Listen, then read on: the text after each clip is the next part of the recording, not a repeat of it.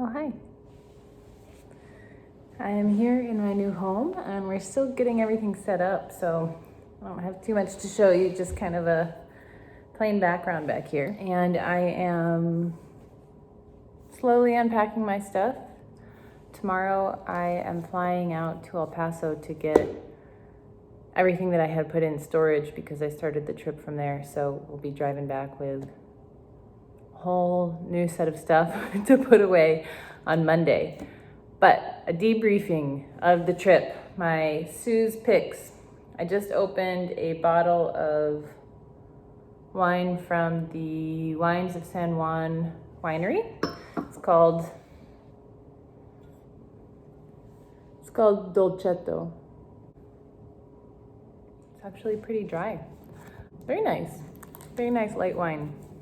All right, so starting with best campsite.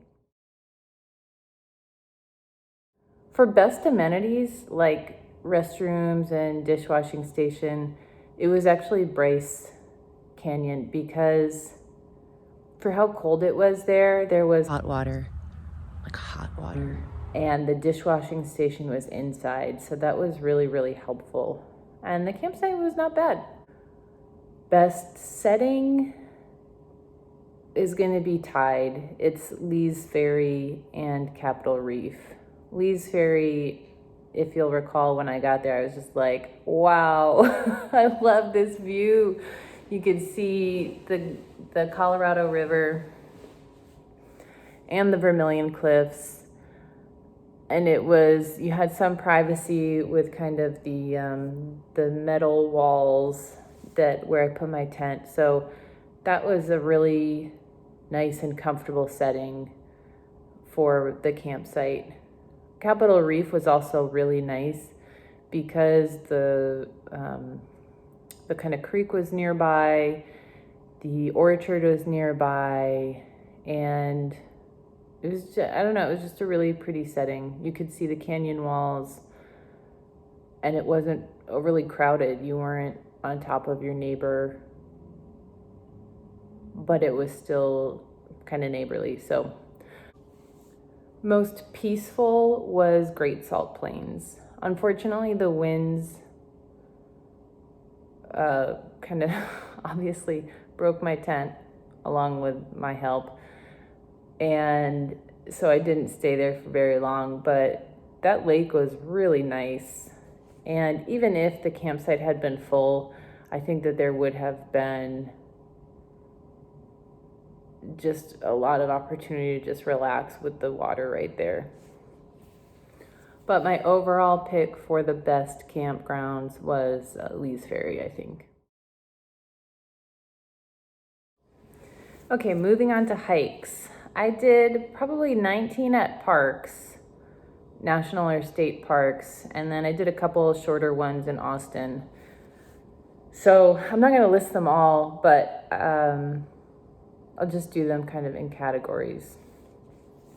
So the most peaceful hike, that I have to actually choose 3. Kaibab Trail in Grand Canyon, that sunrise hike that I did.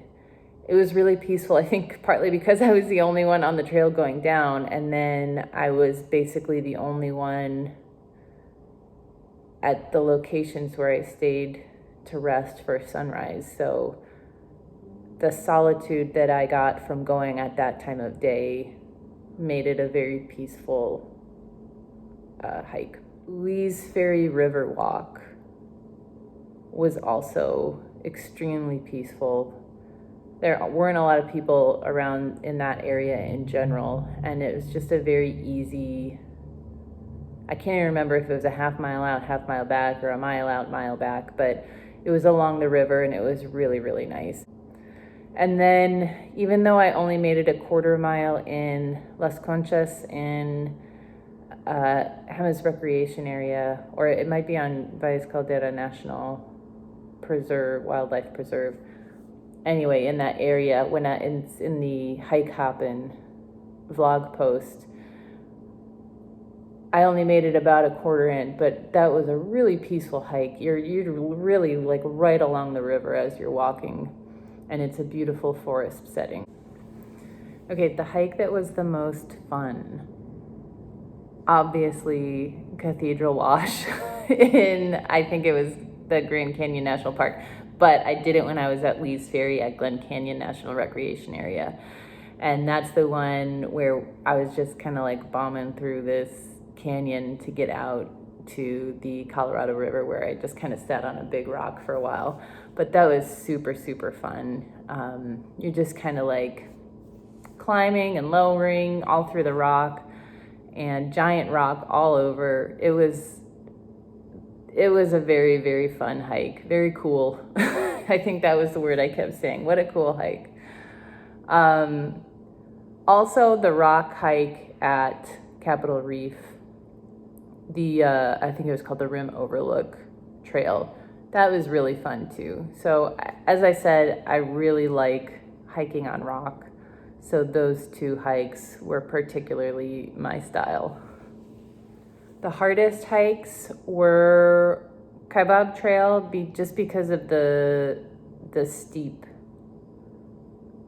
elevation gain on the way back up, and at that elevation, I think it was probably between like 6,000, 7,000 feet.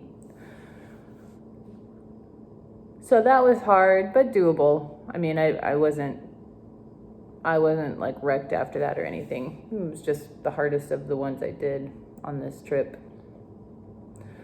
And the figure 8 loop at Bryce Canyon was hard. And I remember being fatigued on that hike.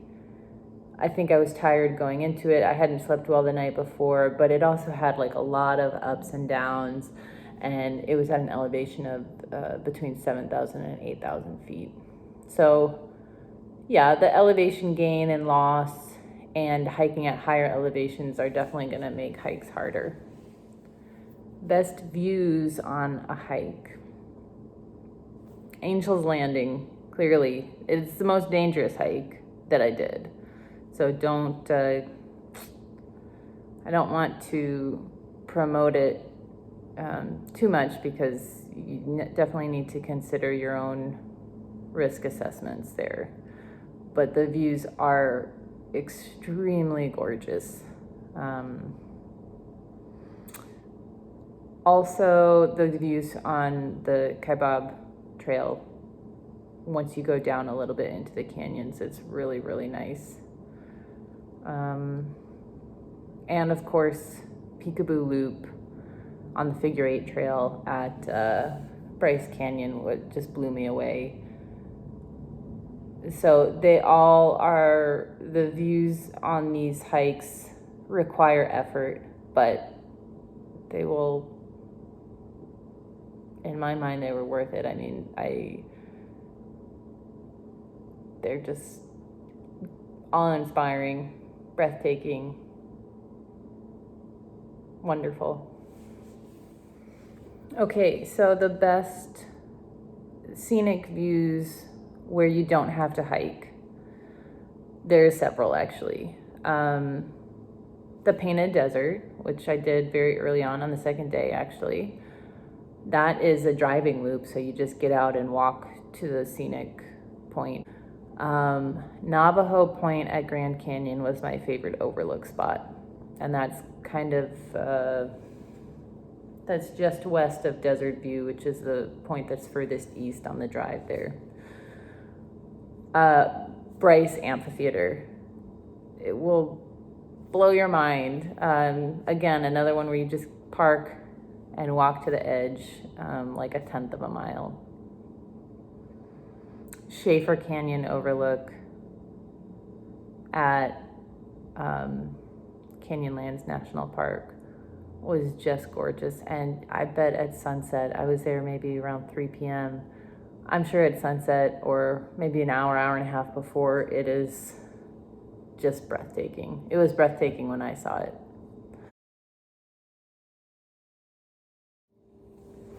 My favorite national parks.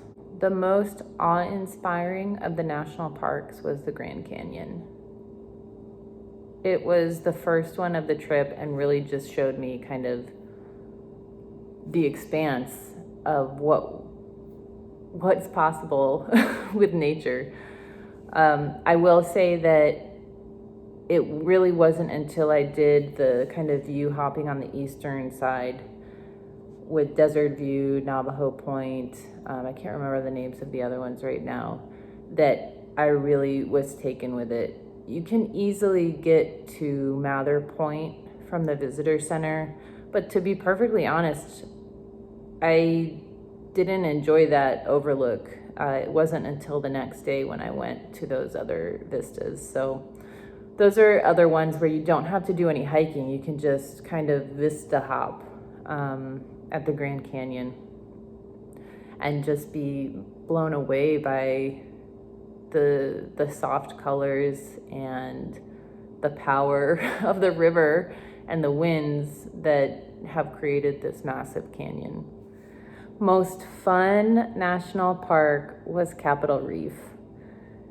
I just felt like there was just a lot of easily accessible fun things to do. It had Gifford House, you know, there are those orchards there, which I would love to go back to when the fruit is ripe. A lot of easily accessible hikes, and the scenery was stunning. It wasn't as crowded as the other parks, so that just made it a lot more fun. You weren't, you know, you didn't feel like you were shoulder to shoulder with people out in nature. Favorite state park? There's a tough one what my favorite one was, but I think it was Goblin Valley because it just looked like a lot of fun. And I think it would be so much fun to go there with kids and just kind of run around the kind of like goblin-esque oodoos. Second place would be Valley of Fire. I'd love to camp at Valley of Fire. But I really liked them all, to be perfectly honest. So don't skip those state parks. Okay, there were two portions of drives that I thought were really worth mentioning. One was I don't know if it's I-24, but 24 between Hanksville and I-70 in Utah. So it's essentially kind of on the way in between Capitol Reef and Arches, and it's how I got to Goblin Valley State Park. The other road is 163 between 191 and 160 when you're going from Arches to Lee's Ferry or Page, Arizona, for example. It's where Monument Valley is. For whatever reason, Google did not even offer that as an option to take, although I think it was the same distance and time. It just has you take another road. But I saw the sign for Monument Valley, and I knew that the tribal park was closed, but I thought, well, I'll just see what I can see on the road. And it's really impressive.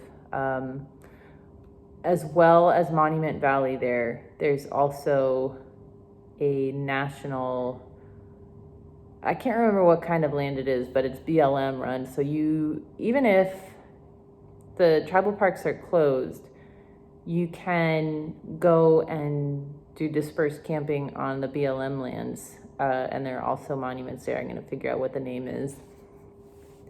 But I would recommend going with a kind of a higher car. I was a little too worried with the amount of stuff in my car to kind of attempt driving the dirt roads to get in a little further to see all the monuments there. But it's a beautiful, beautiful drive. So I would recommend taking that drive as well. Not just to Monument Valley, but that whole 163. Okay, my favorite visitor center. I have two. One is Bryce Canyon. They not only had like the normal like merchandise and stuff to sell, but they actually had open their museum area, which was really, really nice to go into and kind of learn more about that area in particular, I thought, just because of how many different Native American peoples are around there, and just because of the special nature of the Udus and that landscape there. So I really, really enjoyed that visitor center and speaking with the ranger who was outside. The second visitor center was at Camp Spencer in Austin, where I got shelter from the possibility of thunderstorms, hot meals, hugs, kisses from little ones, and just good time with family. So that was a very nice visitor center there at the end. Thank you, Elle and Ray and Jetty. Best sunsets. Capitol Reef on the Cohab Canyon Trail.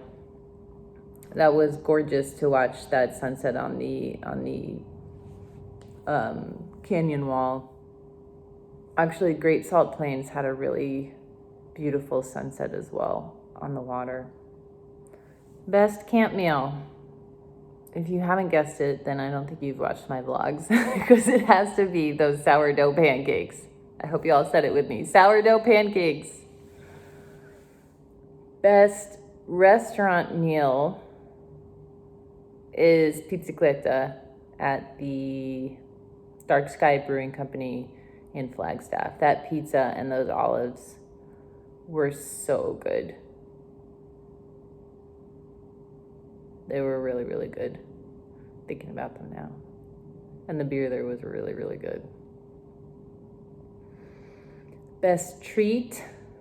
Well, obviously, you know this too if you've been watching.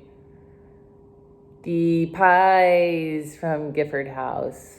Oh, those pies. I still think about them, although the sugar addiction just kind of seemed to go away on its own. So I think maybe it was just a product of kind of camp life and different kind of physical exertion. Maybe I was dehydrated, but I'm not craving those sweets anymore. But okay, so Gifford House pie is one, and actually the PIÑON tart from Highway 4 Cafe in Hema Springs is the other. That was so good, and that was just kind of on a whim. I just thought, well, I'm not gonna find this elsewhere, so let me try it. Get it if you're ever there. Really, really good. Best commenters. We got a three-way tie here. Amy, thank you for commenting. Debbie, hi, thank you for commenting. Lena, you three, and Bill Fry. The four of you actually were super commenters. Appreciate not just you following along, but also giving me messages throughout. Thank you. Best preparation partner. Jen, I could not have done this without you. We spent 4 weekends camping, maybe only 3 weekends camping in October, but it really was a game changer in how I thought about what I was going to take on with this trip, especially cooking wise. What was possible cooking at camp, and bringing like the microgreens and the fresh foods and growing herbs, and how to wash dishes and stuff. That was all things that I worked out with Jen when we were camping, and kind of on the debriefing in between camping. So thank you, Jen. Favorite article of clothing, best article of clothing. Obviously, again, if you all have been watching, my silks. I couldn't have done this trip without my silks. I think I'm gonna buy several more pairs and maybe even incorporate them into my daily life here in Dallas. I don't know. They're great. I love them. I miss them. I'm gonna wear them now. Okay, best hotel. I ended up staying at, 1, 2, 3, 4, 5, Six hotels. Not all of them planned, but the best hotel by far was El Tovar. The location is unbeatable. The restaurant was great. The room was very comfortable. The building is beautiful. So that was a really lovely stay at the Grand Canyon when Chris came out to visit on those last 2 days I was there. And again, thank you, Bob. He was one who recommended and booked us those 2 nights there. So that was really special. Thank you. Best surprise of the trip. Lee's Ferry. Even though I had intended to go there, I had not really done any research. So I didn't know what I was getting into, and it was gorgeous. So driving to there and just seeing what I saw when I was driving in was just such a nice surprise. Again, Hemis Springs was such a nice surprise, and I hadn't planned to go there at all. I just kind of let suggestions and weather and campsite conditions kind of all lead me to this place. So that was super, super nice to end up there for 5 days, and especially on my birthday. And then also Gifford House, those pies, such a lovely store. So yeah, wonderful surprise there. Best day of the trip was my birthday. I mean, it was a perfect birthday. I don't think I could have asked for anything better, except maybe for Chris to be there, or obviously to spend time with friends and family. But for a birthday alone, it couldn't have been better. Played ukulele at camp, great weather, had great breakfast, went to the hot springs, saw some beautiful art, had a dinner out, heard some live music, enjoyed a really nice Japanese whiskey that was given to me by a good friend. Yeah, it was perfect. Perfect birthday. Final Sue's picks.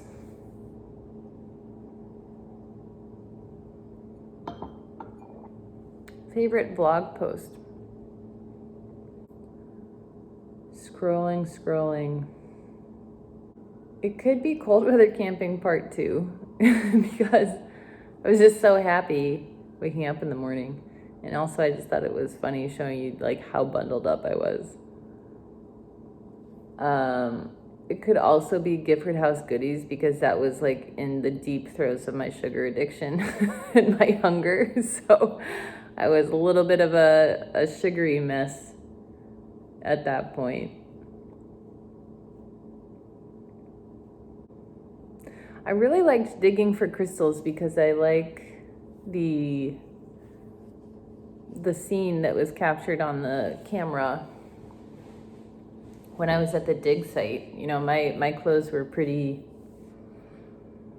kind of muted colors, and you had the white of the sand with a very clear line of the horizon with a kind of muted sky. So it looked like really clean and an interesting kind of picture. So I did like the digging for crystals as well.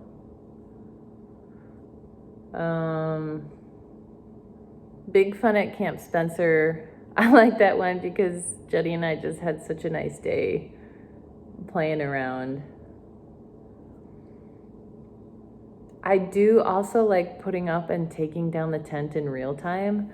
I don't know, there was just something about, it's just,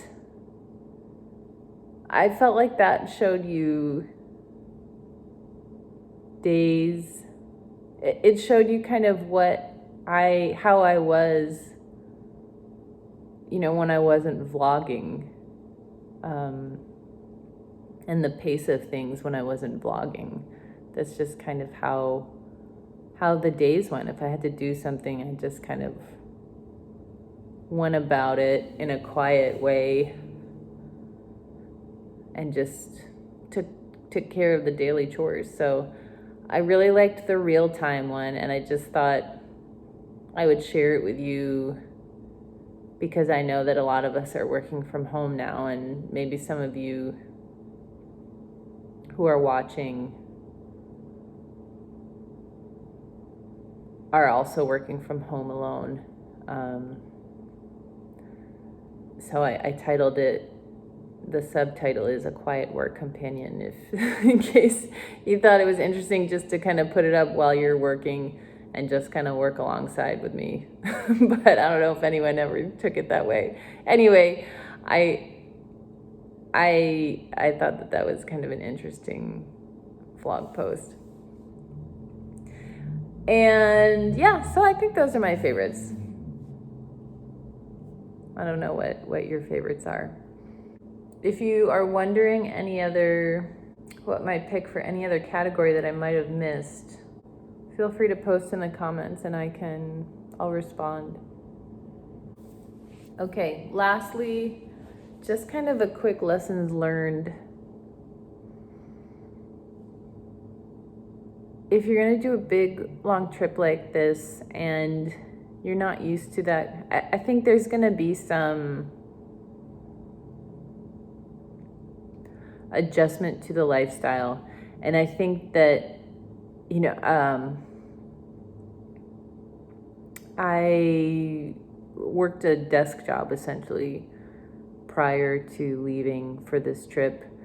And so although I did a lot of hiking in El Paso and was pretty active outside of work, it was different to be basically just kind of moving all day. Even if I wasn't doing a hike, you're still setting up camp and cooking, and you're basically kind of on your feet all day, which I loved it at the beginning, but eventually I started just feeling so good. But in the beginning, I was so hungry, and I think that really spurred the sugar cravings that I had. So then once I did have sugar, I just needed more and more and more. And as I started evening out with this lifestyle and also becoming less active in that way, as in Oklahoma, I was just kind of moving a lot, and I also was staying in some hotels, the sugar cravings kind of waned, and I didn't have too much trouble not weaning entirely off sugar, but I didn't have those cravings anymore. So that was one thing. The hunger, I just needed to eat constantly, and that turned into sugar cravings. Second lesson learned was the hatchet is amazing. So thank you, Matt of Matt and Catherine fame, who helped me with my fire situation in Capitol Reef. I'm not good with the hatchet. I'm not like that great with a hatchet right now. I was not able to get to a point where I was cutting off like, full length, smaller pieces from larger pieces in the way that Matt had done it to help me build the Lincoln log frame for that approach to building a fire. But I was able to break off smaller pieces to use for kindling, which was really, really helpful, that I didn't have to spend my time going out and gathering smaller pieces of wood to make sure that I had enough to start a fire. So the hatchet was great. I still would like to get a lot better at it, but it was very helpful. And it was also like $7 from a Walmart type store in Moab. So super cheap. Another lesson learned is to essentially always have like bread and peanut butter, for me anyway, bread and peanut butter in the car. I got kind of onto a really bad eating schedule from Bryce, maybe even through Hemis Springs, because I was moving so quickly at that point, like every 2 to 3 nights,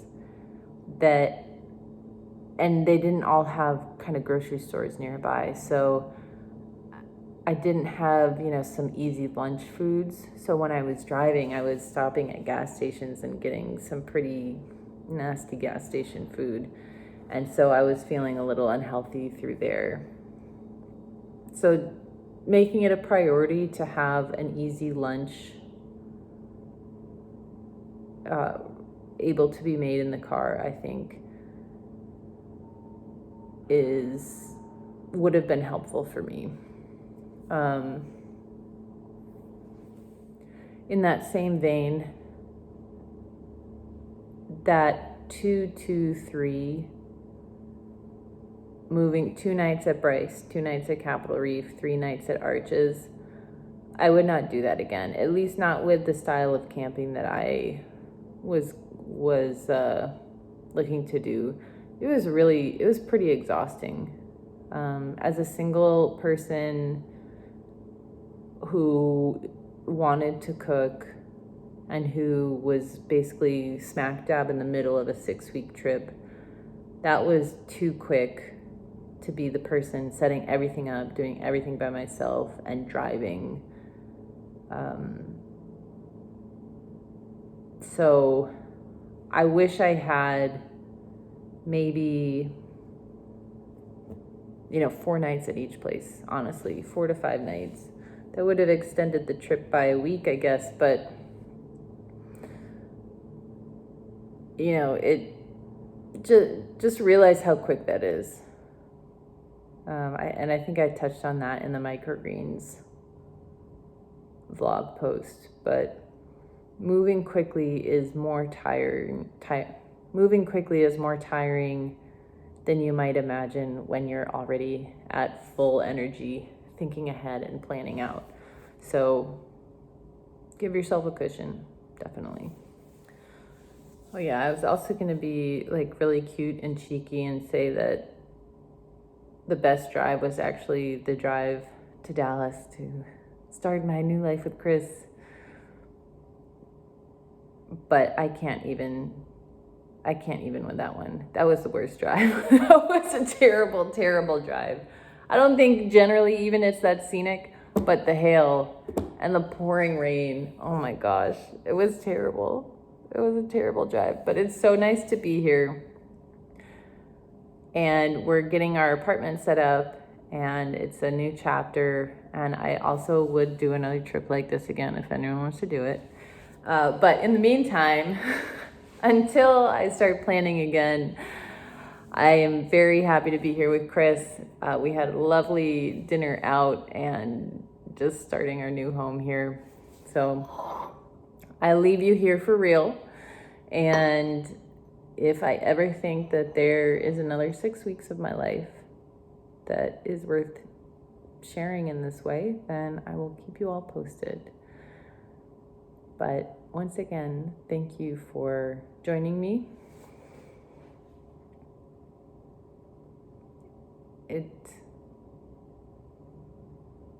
It made me appreciate things that I was seeing in a way that